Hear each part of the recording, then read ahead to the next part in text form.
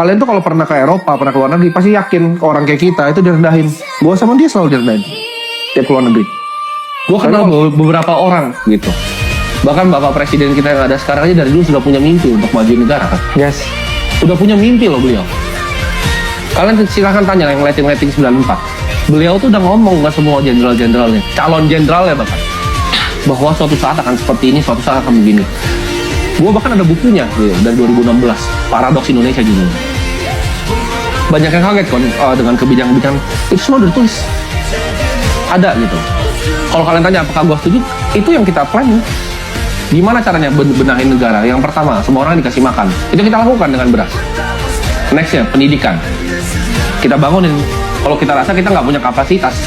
Karena kalau untuk makanan dan tersebar sebanyak itu ya, di luar dari kemampuan kita. Tapi kalau bangun satu sekolah itu kita masih mampu. Jadi kita lakuin dari part kita. Karena kenapa? Dengan Indonesia yang maju, gue tuh hidup gue ya, itu goal akhirnya, gue pengen bantu orang-orang itu bisa bebas dari finansial, bebas dari perbudakan finansial, dan otaknya bebas. Jadi kalau udah bebas dari finansial nih, di sini mungkin beberapa udah ada yang lebih bebas ya. Free otak kalian.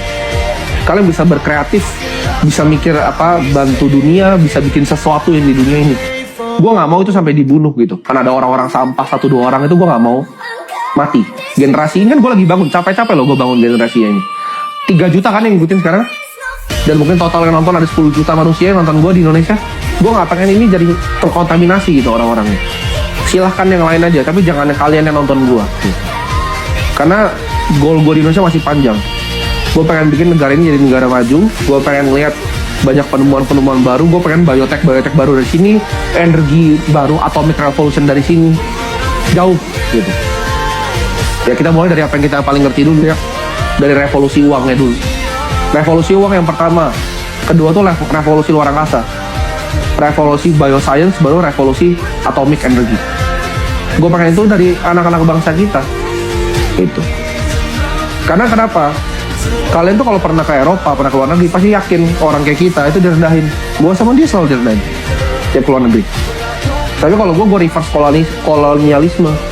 Tiap kali gue direndahin sana, euro 100 dolar, gue bejek ini gue kasih di lantainya.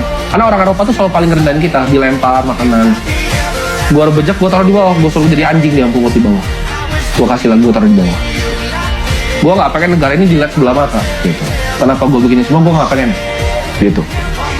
Gue pengen ini negara jadi negara maju, dan itu mimpi kita.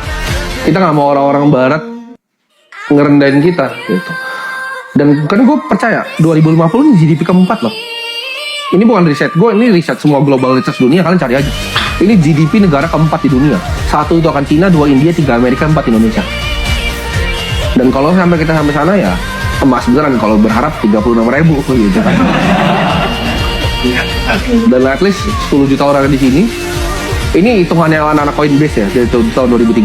Ketika kripto beneran jadi ini, tesis kita nggak salah tesisnya, setengah biliuner di dunia tuh akan shift ke kripto.